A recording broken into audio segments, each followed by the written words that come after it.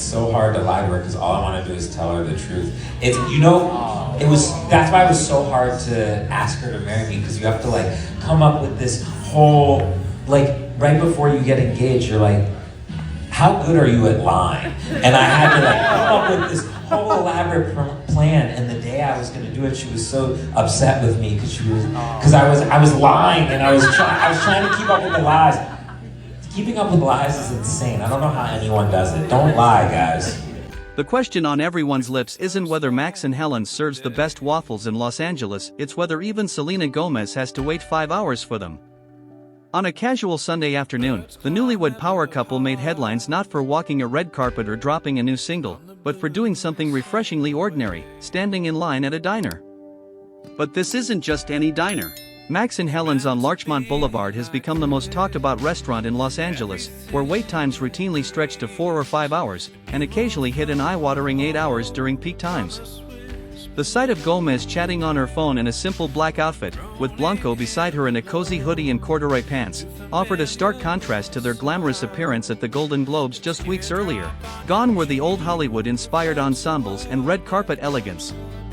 In their place, comfort, casualness, and the willingness to brave what might be the city's most notoriously long restaurant queue. What makes people, celebrities and civilians alike, willing to surrender half their day for breakfast food? The answer lies in an unlikely partnership between two LA legends. Phil Rosenthal, the creator of Everybody Loves Raymond and host of Netflix's Somebody Feed Phil, and Nancy Silverton, the award-winning chef behind the Michelin-starred Osteria Mozza and the iconic La Brea bakery. Max and Helen's isn't just a restaurant, it's a love letter. Named after Rosenthal's late parents, who charmed viewers on his Netflix series before their deaths, the diner represents something increasingly rare in Los Angeles. A democratic space where, as Rosenthal puts it, the rich or poor, young or old, can gather over reasonably priced coffee and conversation.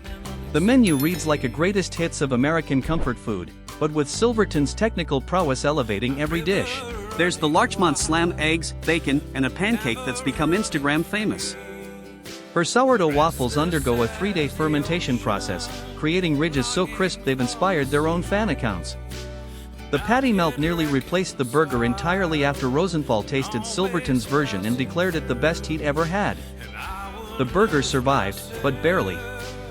Then there are the craggy fries, a hot chocolate that's worth the trip alone, and Helen's matzo ball soup, a recipe that carries the emotional weight of Rosenthal's mother's cooking. Even Max's fluffy scrambled eggs made the cut, the very soft scramble he requested throughout his life. His tombstone, according to Rosenthal, reads, "Are my eggs fluffy?" For Selena and Benny, Max and Helen's has become more than just another LA hotspot, it's practically a second home. This Sunday outing marked at least their second high-profile visit to the diner. Just weeks earlier in January, they'd arrived fresh from the Golden Globes in full black tie regalia, joined by Gomez's Only Murders in the Building co-stars Steve Martin and Martin Short, along with producers Dan Fogelman and Jess Rosenthal. That post-awards feast, which Gomez dubbed Breakfast for Dinner on her Instagram stories, saw the group still dressed to the nines, with Martin and Short captured mid-conversation, forks in hand, clearly engaged in the lively banter that's made them beloved figures in Hollywood. The photos Gomez shared captured something magical, A-listers unwinding in a neighborhood diner, where 3-day fermented waffles meet genuine human connection. But it was their most recent visit that truly captured the essence of where Selena and Benny are in their relationship. Married in a private ceremony in September 2025, the couple has been radiating newlywed bliss while maintaining a refreshingly grounded approach to their life together. Their cozy-core aesthetic at Max and Helen speaks volumes about their priorities: comfort over glamour, authenticity over performance, community over exclusivity. The timing of their visit also came during a particularly sweet week. Just days before their Max and Helen's outing, Gomez had hosted a Valentine's Day party at the same venue for her beauty brand, Rare Beauty. The space had been transformed with pink and red balloons and bows, with Gomez dressed in an all-black pajama set with a feathery hem. It was her first Valentine's season as a married woman, and she celebrated by honoring the women in her life, a fitting tribute for someone who's built her career on authenticity and connection. The fact that Selena Gomez and Benny Blanco are willing to navigate the chaos of Max and Helen says something profound about what the restaurant represents. In a city where celebrity often means VIP entrances and reserved tables, Max and Helen's operates on a radically democratic principle. text notifications for everyone, with solo diners having the best luck on weekdays. Since opening in late 2025, the restaurant has exploded beyond anyone's wildest expectations. Crowds form early, and the wait can feel eternal. Yet people keep coming back, including some of the biggest names in entertainment. The owners, Rosenthal and Silverton, frequently mingle with patrons, creating an atmosphere that feels more like a neighborhood gathering than a celebrity hotspot. For Rosenthal, the project represents something deeply personal. "I'm not here to make money," he said. "I'd like to not lose money. But this is just an act of love for where I live." He sees Max and Helen's as a bulwark against the homogenization of Los Angeles, where unique neighborhood spots are being replaced by global chains. "Maybe we wouldn't have as many problems as we have in the country if people had a place where they could go every day and talk to their neighbors," he suggested, articulating a vision of diners as community anchors. Silverton, despite having no childhood diner nostalgia, "I grew up on the West Coast, and we have coffee shops," she notes, has embraced the challenge with characteristic intensity.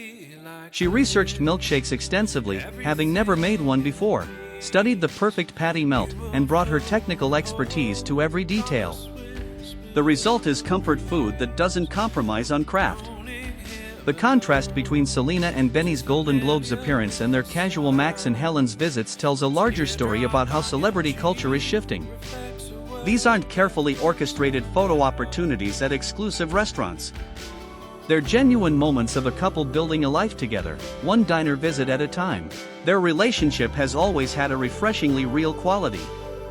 Their first date was at Jitlada, an authentic Thai restaurant on Sunset Boulevard, where they shared fried shrimp with curry, a meal so meaningful that they've now partnered with the restaurant to offer first date shrimp to other couples. They've recreated that date, cooking with the chef and documenting the process.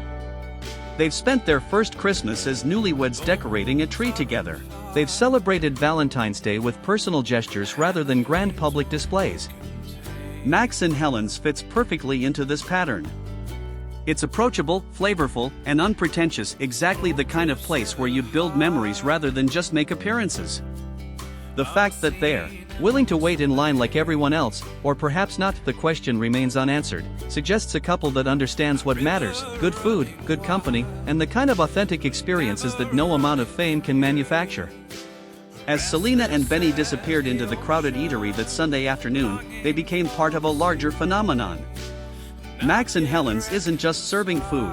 It's serving community, nostalgia, and the increasingly rare experience of a truly democratic dining space in one of America's most stratified cities. Whether you're a pop superstar fresh off a Golden Globes appearance or a local resident with nowhere to be, the line moves at the same pace. The waffles taste equally spectacular.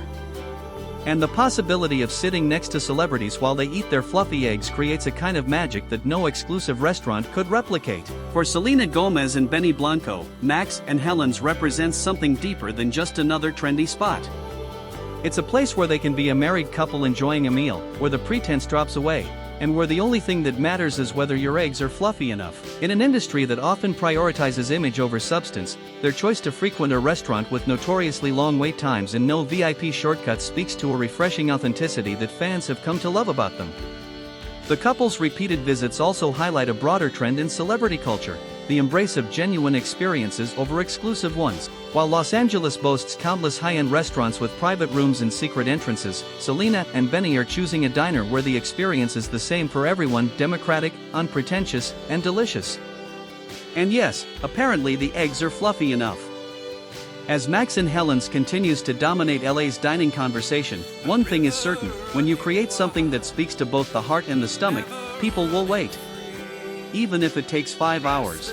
Even if you're Selena Gomez. The diner has become more than a restaurant, it's a phenomenon, a love story, and proof that in a city obsessed with exclusivity, sometimes the best experiences are the ones everyone shares.